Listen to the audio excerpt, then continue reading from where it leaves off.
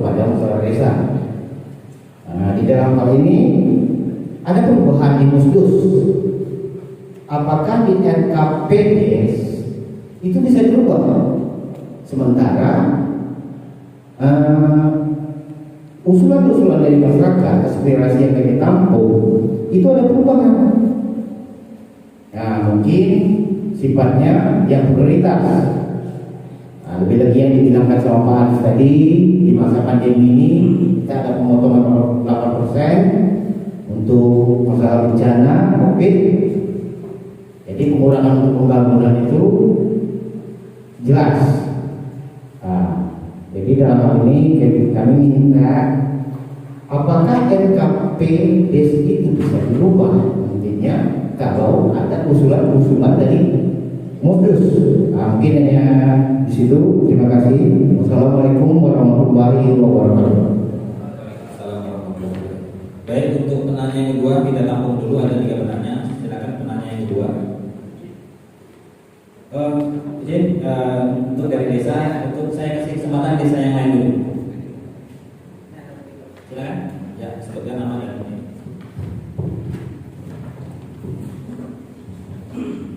Assalamualaikum warahmatullahi wabarakatuh.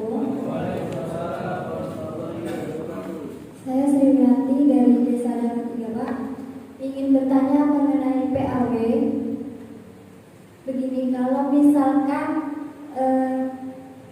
ada pemungutan suara baru, calon kepala desa baru, sedangkan yang kemarin itu sudah 3 periode, berarti kan melanjutkan masa jabatan kepala desa yang sebelumnya. Terus jika kepala desa yang baru nanti masa jabatannya sudah selesai dan ingin melanjutkan jabatan yang baru lagi, apakah boleh mencalonkan diri lagi, Pak? Terima kasih. Assalamualaikum warahmatullahi wabarakatuh. Waalaikumsalam warahmatullahi wabarakatuh. Baik, terima kasih Bu Sri Wiyanti dari Desa Danau Tiga. Ada satu pertanyaan lagi? Ya, silakan.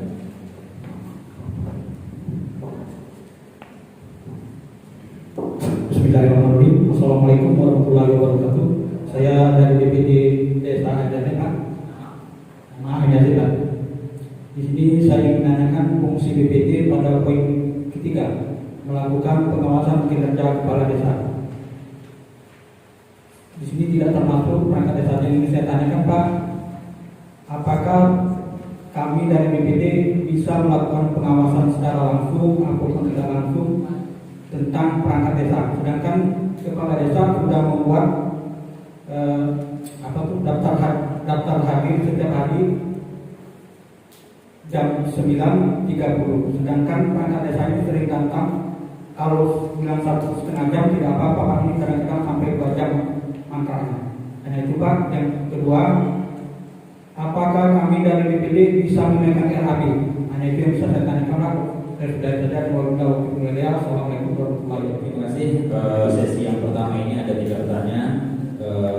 Saya ulang kembali untuk nantinya akan dijawab oleh narasumber. Yang pertama dari Pak Zainal Abidin, Ketua BPD Pekanbaru. Barangkali kesimpulannya seperti ini. RPJMDes sudah disusun, RKPDes sudah disusun, tapi dalam dalam kegiatan musyawarah dusun ada perubahan kegiatan, ada perubahan kegiatan baik pembangunan atau kegiatan-kegiatan skalanya prioritas, tapi memang benar-benar sudah melalui musyawarah dusun. Dalam artian bukan hanya kehendak kepala desa atau kehendak oknum tertentu. Nah, apakah hasil dari musyawarah dusun tersebut bisa sebagai untuk dasar dari perubahan RKPDes yang sudah disepakati? Itu yang pertama. Kemudian yang kedua dari Bu Sri Wiyanti terkait dengan masa jabatan kepala desa Danau Tiga. Ada yang sudah 3 periode, kemudian nanti terkait masa jabatan seperti apa. Kemudian yang terakhir dari BPD Jernih ada 2 pertanyaan.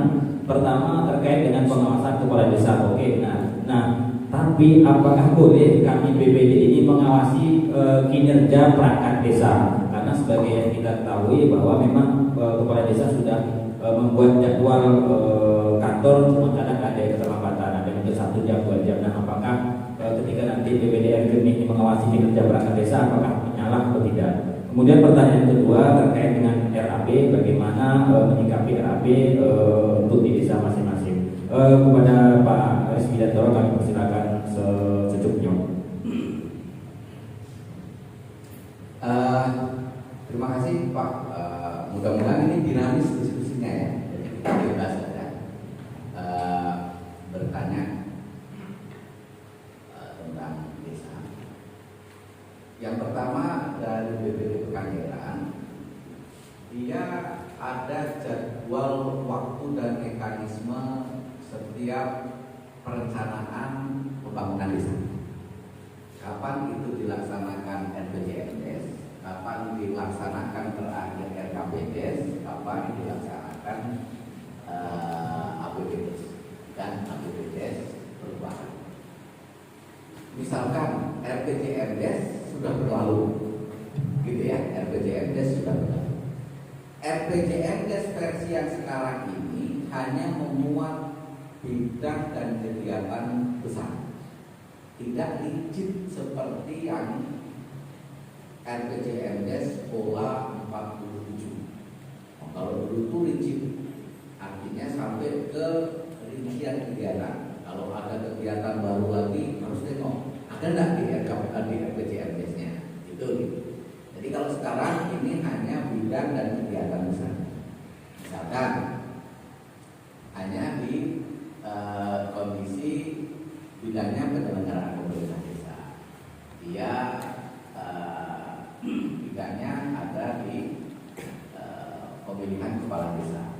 Rupanya karena RPJMdes itu berlaku sampai 6 tahun, tahunnya di pemilihan kepala desa itu di tahun ke-6, di tahun terakhir, karena pemilihan kadesnya kan di tahun terakhir. Rupanya seperti yang kita alami di Danau 3 itu harus ada nanti penyesuaian supaya RKPDes-nya bisa masuk, karena ada biaya pemilihan kepala desa PAW itu harus dari APBDes, harus bisa masuk ke perubahan APBDes ini.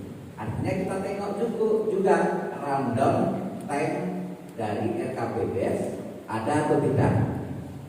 Kemudian RPJMDes-nya dia di posisi tahun ke berapa, itu harus dirubah. Tidak melalui musyawarah dusun pun ini sudah bisa merubah, tetapi di kondisi-kondisi yang kita sepakati tadi. Karena dia tidak boleh masuk perubahan APBDes tanpa ada cantolan di dalam RKPDes.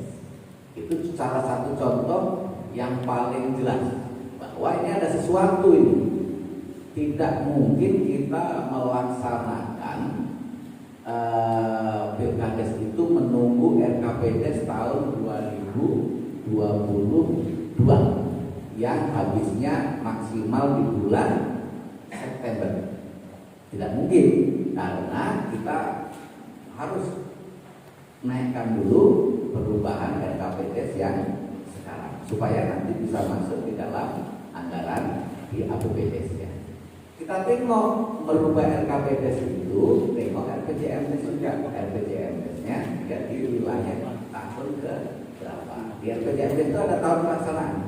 Tahun pertama, misalkan Pak Kades dipilih 2019, berarti tahun 2019, 2020 dan segala macam sampai ke 6 tahun.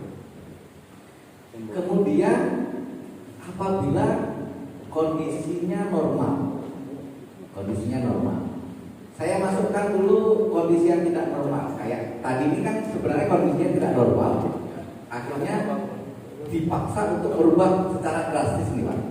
Kondisi tidak normal lainnya misalkan tahun 2020 kemarin, APBDes sudah kita susun bagus-bagus, RKPDes-nya sudah tersusun, RPJMDes-nya sudah tersusun. Tiba-tiba bulan Februari ada COVID-19. Ya, Februari 2020 muncullah beberapa aturan dari Kementerian Keuangan, Presiden, Kementerian Desa, Kementerian Dalam Negeri. Ayo, bidang 5. Ada yang RPJMDes pola lama, bidang 5 itu belum ada.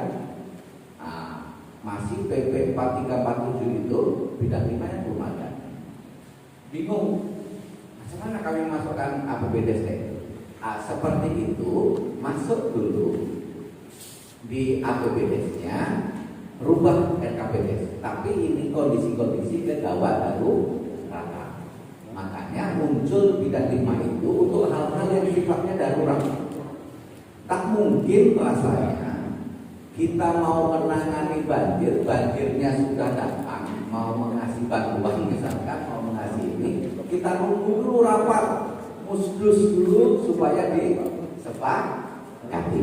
Masukkan dia ke PTT, belanja tidak terduga di bidang 5. Belanja tidak terduga itu bisa digunakan sewaktu-waktu pada saat memang kejadian itu ada terjadi. Dan itu tidak harus menunggu perubahan dulu. Perubahan itu malah menyusul. Itu kondisi yang tidak terduga. Jadi jangan nanti Pak BPD saklek dengan aturan ini RPJMdes itu tahun sekian kemudian dirubah-rubah lagi. RPJMdes, RKPDes, APBDes itu bukan Al-Quran yang tidak boleh dirubah. Boleh dirubah asal mekanisme dan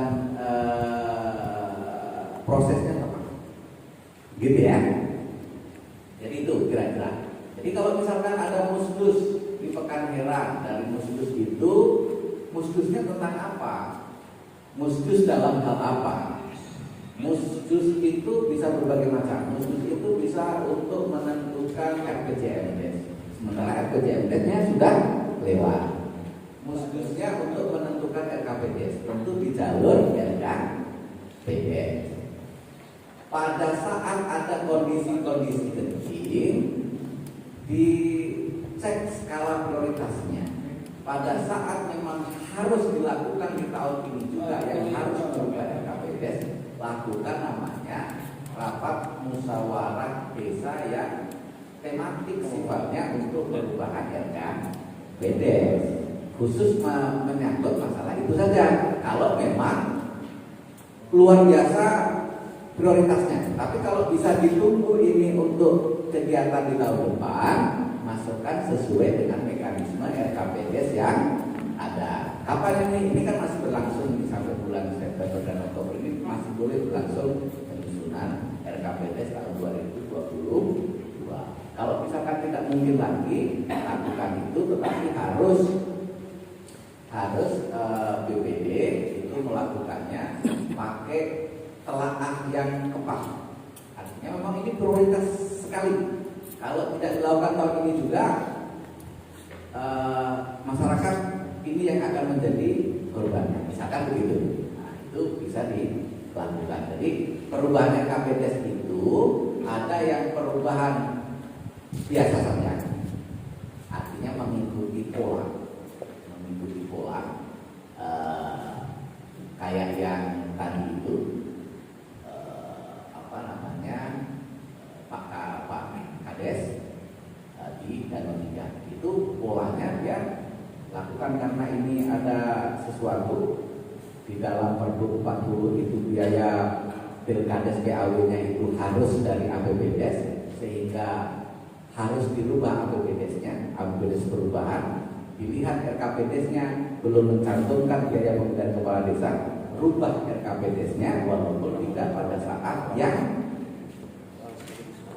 mekanismenya tidak perubahan RKPDes, tapi boleh dilakukan perubahan RKPDes. Kira-kira gitu Pak. Ada tanggapan? Ada.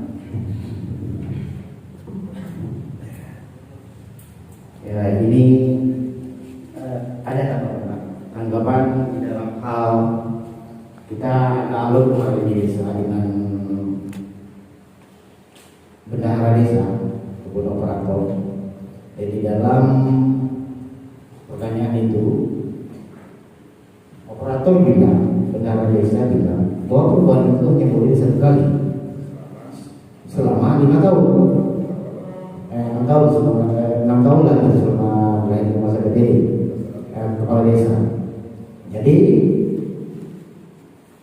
sementara yang kita lakukan dari aspirasi dari musdus dan dari yang usulan dari masyarakat, salah satu contoh saya contohkan permasalahan GOR itu tidak ada dimasukkan dalam RPJMdes dengan RKPDes.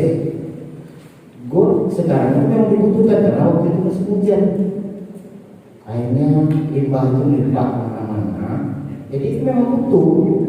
Nah, cuma yang dari desa motor dia bilang itu tidak bisa cuma satu kali perubahan. Nah, sementara kan yang mau bilang kan kalau ada keadaan darurat, bencana atau COVID, kita kan sering banjir Pak. Kalau daerah das itu kan sering banjir, sering semua. Ya mungkin setelah prioritas kita. Nah ini apakah menyalah nanti kalau memang kita ada perubahan lagi di RKPD dan RKP? Perubahan lagi mungkin ini di Musdos, mulai dari musyawarah desa. Jadi inilah kami yang minta supaya dari nanti yang mau bilangkan bahwa kami ini mitra dan kepala desa, bukan kawan. Janganlah desa itu mau tetap diikuti yang mau bilang tadi. RPJMD dan RKP di sini kan bukanlah Al-Quran yang tidak bisa diubah. Oke, jadi prinsipnya seperti itu. Prinsipnya dia lihat lagi di ketentuan di dalam Permendagri 20 tahun 2018 bahwa misalkan RKPDes sama dengan KPPDes dirubah maksimal 1 kali dalam kondisi normal, maksimal ya, dirubah 1 kali dalam kondisi normal. Kenapa ini dilakukan seperti itu? Dilakukan seperti itu supaya arahnya jelas, jangan nanti ada masalah ubah, ada masalah ubah, ada masalah ubah. Itu supaya ini ada kejelasan benang merah dari desa ini pembangunannya mau dibawa ke mana.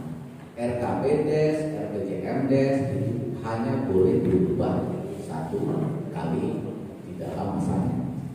Tetapi kalau dalam kondisi yang skala prioritas, siapa yang menentukan skala prioritas?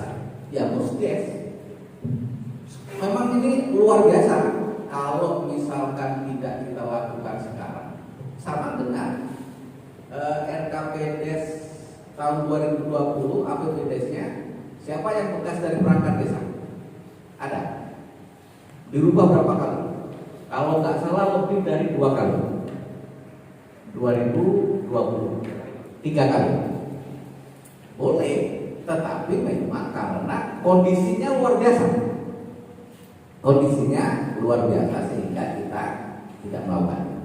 Ada aturannya itu di Permendagri 20 tahun 2018. Boleh dirubah lebih dari 1 kali, RKPDes-nya, APBDes-nya lebih dari 1 kali, RPJMDes-nya lebih dari 1 kali. Kalau memang ada urgensinya, ya ada memang ini kalau tidak kita lakukan sekarang juga bahaya. Tapi di dalam Musdes, bukan di dalam penyaluran aspirasi. Salah satu prinsip penyaluran aspirasi adalah Musdes. Musdes itu adalah yang tertinggi di dalam pengambilan keputusan yang ada di desa. Jadi nanti komunikasi saja. Yang kita lakukan kemarin di tahun 2020 itu bisa lakukan. Tetapi berkomunikasilah dengan baguslah. Bisa jadi begini.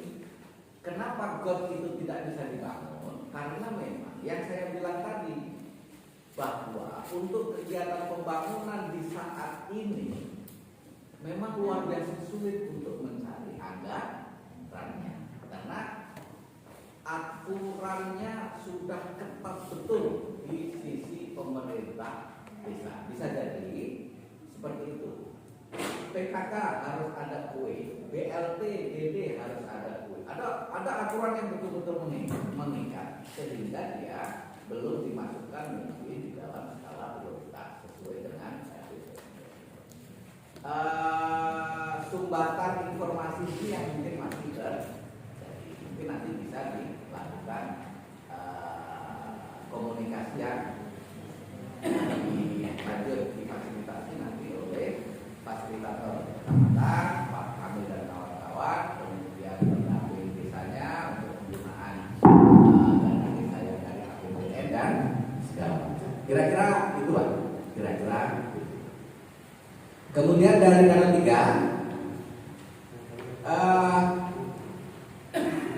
calon kades salah satu syaratnya adalah berapa kali dia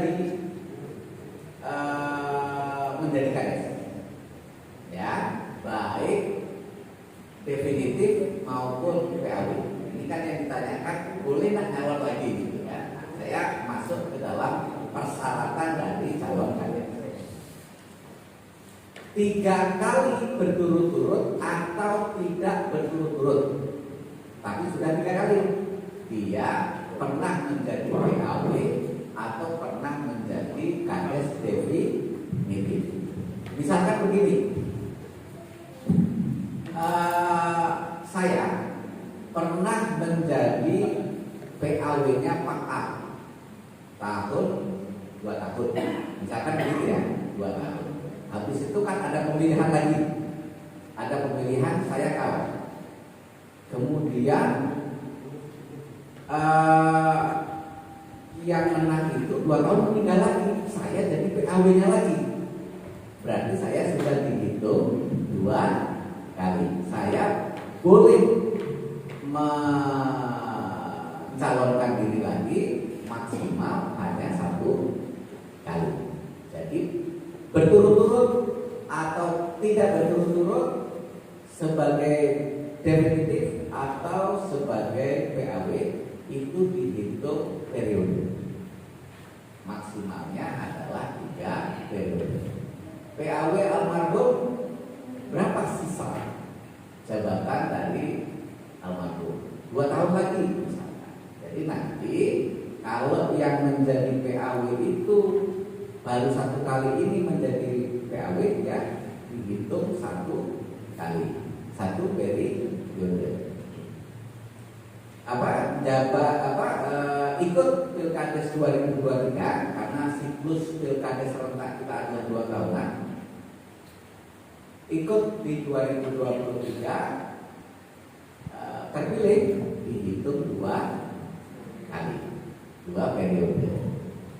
Kemudian misalkan melakukan kejahatan, dihukum lebih dari 5 tahun, di penjara lebih dari 5 tahun, diberhentikan oleh bupati, 5 tahun berikutnya nyalon lagi, boleh, karena dia masih di bawah periode. Paham ya? Nah, itu kira-kira prinsip dari PAW. Kemudian dari BPT air jernih, apakah termasuk di dalam pengawasan kinerja itu kita mengawasi penyelenggaraan pemerintah desa? Boleh, nanti di situ ada di slide yang itu ada. Apakah ada SOTK desa? Apakah ada aturan disiplin? Apakah ada ini segala macam? Nanti bisa ditanyakan kepada desa. Ya, ada tidak. Kasih catatan, itu sebagai catatan untuk memperbaiki kinerja dari pemerintah desa. Cuman begini, di dalam perangkat desa itu tidak bisa dihantam romo, tidak bisa dihantam romo. Ada yang jam kerjanya itu memang jam kerja sesuai jam kerja kantor, ada yang jam kerjanya tidak sesuai dengan jam kerja kantor. Karena ada 3 unsur dari perangkat desa. Yang pertama adalah unsur sekretariat. Siapa isinya? Isinya adalah sekretaris desa, kaur itu namanya unsur sekretariat. Dia wajib masuk mengikuti aturan seperti PNS karena dia digaji sama dengan PNS. Kedua, unsur pelaksana. Pelaksana itu kasih kesra, kasih pem, kasih apa lagi? Ada 3 biasanya kalau yang sudah swasembada. Itu tetap mengikuti kerja sesuai dengan kerjanya ASN. Ya kan? Mau dibuat aturan dari desa atau tidak itu karena mereka mendapat hak yang sama dengan minimal dari ASN. Tetapi untuk yang unsur ketiga yaitu pelaksana kewilayahan, kadus, itu tidak bisa dilakukan yang sama dengan unsur dari yang 2 tadi, karena dia bekerjanya bisa tidak dia itu kadesnya dusun. Jadi pelaksana kewilayahan itu dia melaksanakan tugasnya itu adalah sebagai ketua kepala wilayah di dusun. Dia bisa 24 jam di situ. Jadi nanti mohon diinginkan kalau kadus bekerja sesuai dengan jam pemerintah desa, minggu dia tidak boleh kerja. Hari libur dia tidak boleh kerja. Padahal masalah itu terjadi biasanya di malam minggu, malam-malam libur gitu kan. Nanti dia bisa saling komplain.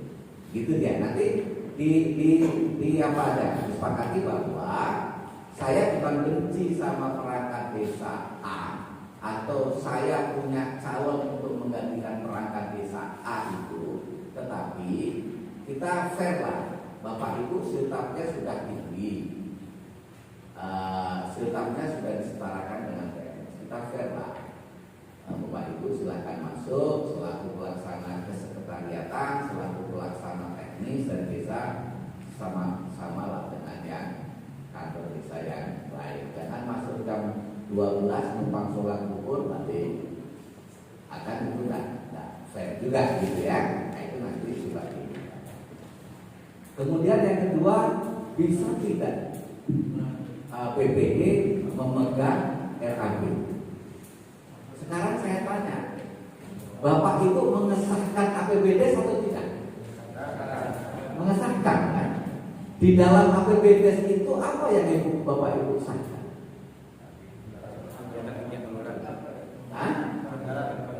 Kan anggaran, ada RAB di situ. Iya kan? Jadi saya susah jawabnya kalau kayak gini.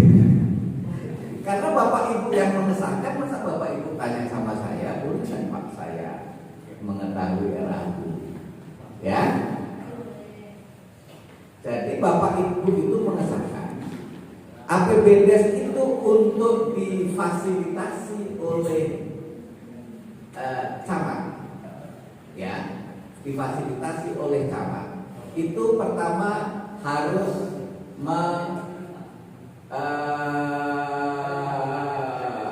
memiliki nomor dan tanda tangan pengesahan dari BPD. Itu syarat sahnya bahwa dia bisa dievaluasi oleh Pak Camat. Apa yang dievaluasi oleh Pak Camat? Salah satunya adalah kesesuaian kegiatan dengan RAB dan gambar. Itu yang dievaluasi oleh Pak Camat melalui pendamping desa mulai pertama, kemudian kasih pembangunan segala macam itu sudah ada seperti itu. Jadi dokumen itu sebenarnya sudah Bapak Ibu sahkan. Kalau Bapak Ibu tidak melihat, itu saya agak curiga apakah Bapak Ibu melaksanakan tupoksi yang fungsi yang pertama, menetapkan dan mengesahkan perdes. Salah satunya adalah APBD. Cuman untuk memegang itu belum. Memegang itu kan arti memegang itu kan dibawa kemana-mana. Kalau dimasukkan saja ke file BPD dulu, di file BPD ya, di file BPD, karena salah satunya adalah Bapak Ibu tupoksinya adalah menetapkan dan mengesahkan APBD yang di dalamnya itu sudah ada RAB. Tapi patut Bapak Ibu itu adalah untuk monitoring evaluasi terhadap kegiatan pembangunan. Bagaimana Bapak Ibu tahu bahwa jalan itu dibangun sudah sesuai dengan spek, sudah sesuai dengan ini, kalau Bapak Ibu tidak memegang RAB dan gambar, ya. Tetapi yang tidak boleh adalah Bapak Ibu memegang SPC. Paham ya, beda ya? Kalau RAB itu ya sistemnya begini. Pernah lihat RAB? Pernah kan? Sistemnya begini. Ada pekerja, ada bahan, gitu ya. Kalau misalkan ini ada sewa, Dilakukan atau tidak? BPD yang mengawasi. BPD boleh melakukan pengawasan. Misalkan satu, di dalam RAB-nya itu PKTD, padat karya tunai desa. Masuklah di situ banyak tenaga, ya kan, tenaganya ngomong. Rupanya pas Bapak Ibu tengok di lapangan, molennya ada, alat beratnya ada, masyarakatnya cuma di hari pertama untuk foto. Bapak Ibu bisa menegur Pak Kades atau DP. Artinya yang direncanakan dari awal itu tidak sesuai dengan pelaksanaan. Kalau Bapak Ibu tidak megang itu, Bapak Ibu bagaimana ngawasi? Ya, gitu ya. Bukan kita apa ya, kita bentrokkan, bukan, tetapi Bapak Ibu ini kan fungsinya menetapkan dan mengesahkan, itu prinsip ya. Tetapi bukan RAB itu dibawa kemana-mana, ada wartawan dikasih, ada LSM yang tidak suka dengan kades dikasih apa segala macam, terus wartawan dan LSM seakan-akan menjadi konsultan pengawas. Tetapi ini untuk bagaimana standar itu melakukan pengawasan. Bagaimana jalan itu? Oh, tebalnya 15 cm. Tengok-tengok di atasnya itu ada jalan lama, mungkin 1 cm. Ya. Nah, itu kan Bapak Ibu bisa melakukan perbaikan. Sebelum yang melakukan perbaikannya aparat penegak hukum. Karena kita sayang sama Pak Kades, kita lakukan perbaikannya pada saat pelaksanaan. Daripada yang melakukan perbaikan adalah aparat penegak hukum. Tak enaknya kita sayang orang tua kepada anak misalkan, kan tidak boleh anak itu minum es tiap hari. Betul nggak Bu? Anak mungkin merasa ibu ini melarang terus segala macam. Tapi kan ibu ini karena sayang. Karena kalau demam ibu juga repot, bawa ke dokter apa segala macam. Itu juga kalau terjadi apa? Bapak BPD akan bawa. Apakah Bapak BPD melaksanakan tupoksinya, melakukan pemasangan APBD-nya dengan benar, melakukan pengawasan dinda dengan benar? Bapak itu akan terbawa-bawa ditanya. Minimal terbawa-bawa sih. Nah, gitu ya.